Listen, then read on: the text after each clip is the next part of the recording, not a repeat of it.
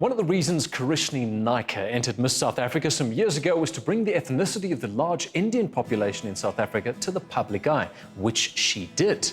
But while the issue of heart disease knows no racial barriers, ethnic origin does play a role in risk profile. And in our country, coronary heart disease rates are the highest in South Africans of Indian origin.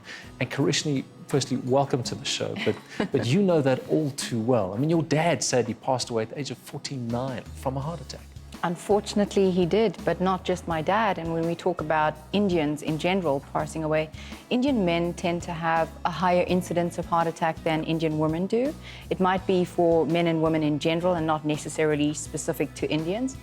But if I think about my mum's brothers, she used to have 4 brothers. She has 1.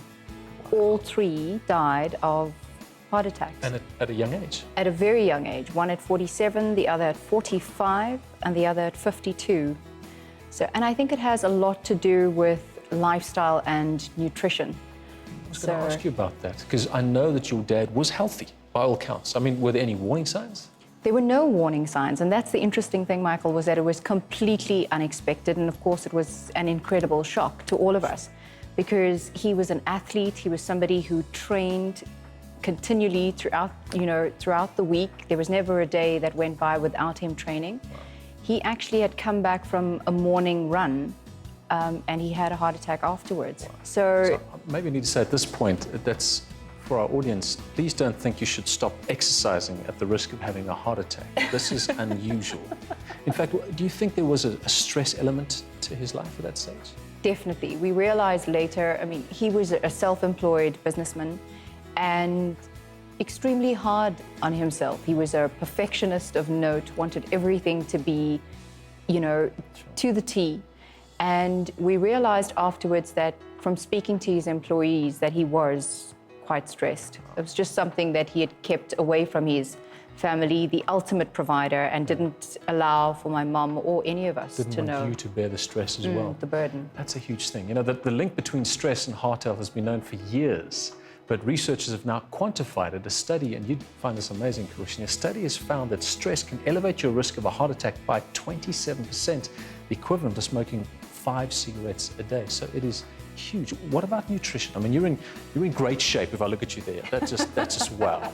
But was it always like that? I'm sure there's always like that. But at home, was nutrition a big thing? I mean, was there a lot of salt at the table, a lot of fatty foods? When you say was nutrition a big thing, part of the Indian culture and part of the festivity and the warmth and the welcoming nature that you receive when you go into an Indian home is food.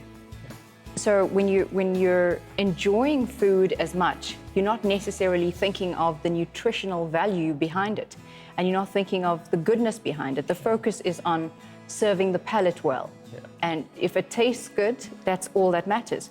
To this day, it surprises me that there is as less an awareness around nutrition, because given the fact that we've lost as many key people in our family, I would certainly think that there would be more of a focus on lifestyle and nutrition.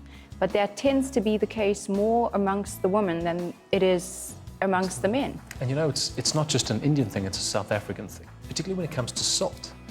In most westernized countries, table salt use is kind of small, but in South Africa, it's up to 40% of our extra salt we actually just pile onto our food. And we know the link between high salt intake and high blood pressure, which is obviously a risk for heart disease. But, if we're not going to look at any racial denomination, one of the things that they say in catering is that if you haven't tasted your food and you go and pile on the salt and the pepper, of course, it is such an insult to the chef, because you haven't even bothered, but it is a psychological thing almost. And people do tend to pile on the salt, not realizing the implications on your system, on your body. Yeah. Kerishnie, your dad, do you often think what life would have been like if he was still around? I've tried to use my dad's death as one of my greatest teachers. Greatest teachers in that you cannot take life for granted. Life is just so unpredictable, because here he was in the morning. I danced with him that morning. He wished me well for my final year pharmaceutics exam. Came back 4 hours later and he was no longer. Wow. So you realize how limited the span of life is. And you also realize that if something is within your control in terms of healthcare, then take charge of it. Be responsible for what you put into your system, because what you put in is what you get out. And be cognizant of the fact that you've got people who do depend on you, whether emotionally or financially, whatever the case may be. There are loved ones who genuinely care for you. So let it be a conscious choice. And I think a lot of it has to do with choice. And sometimes we just make the wrong choices that have a huge impact. In terms of your approach to health, we're talking about kids in this particular show, just setting up healthy patterns for life and encouraging parents to do that. Would you agree with that? Definitely, but in moderation. So I know that just from being exposed to different types of parents, personal friends and family, some are obsessed with ensuring that their kids get the right nutrition. I'm sure as a parent you would know you want the absolute best for your child. So yes, I completely support that. But at the end of the day, they are kids as well. So I wouldn't necessarily take away all sweets and chocolate and everything that's bad, which is why I say in moderation. Okay. But you do want to instill in them the need to eat healthily. Easier said than done. In fact, a recent study from Harvard found that the risk for high blood pressure in teens and children has increased 27% over the last 13 years as waistlines have thickened and kids consume more salt in their diets. And I think the message, and this is what Kerishnie was saying, is remember that children aren't likely to change their diet and activity habits on their own, so it's up to you and I to make it easier for the entire family and yourself to make healthy choices. After all, home is where the heart is. We just need to make sure all the hearts in your family are healthy.